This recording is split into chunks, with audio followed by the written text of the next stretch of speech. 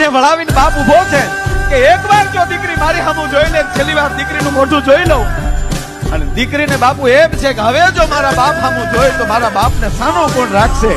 દીકરી સામું જોતી નથી, ગાડું હાલ્યું જાય છે.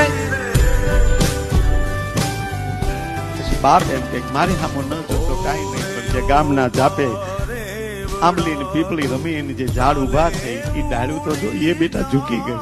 અને બાપુ ગામડામાં હકીકત દીકરી હારે જાતી હોય ત્યારે પવન થપી જાય, ડાળું ઝૂકી જાય. કુટુંબના તમામ પરિવારના સભ્યો મળી લે, છેલ્લે દીકરીનો બાપ જેથી મળવા જાય તેથી ધરતીને પૂછી પૂછી ડગલા ભરતો હોય. જાવ ન જાવ શું કરો. ગાડામાં હળી કાઢે દીકરી જેથી બાપની ડોકે જેથી આકડિયા પીડી જાય ત્યારે આજુબાજુની બાજુ બાપુ એના હાથ મૂકાવ બધા મૂકી દે. હવે બસ હવે નો રોવાય. બાપ માથે હાથ મૂકીને એટલું કે બેટા હવે રો તો તારા બાપના માથું દુખે બેટા તારું.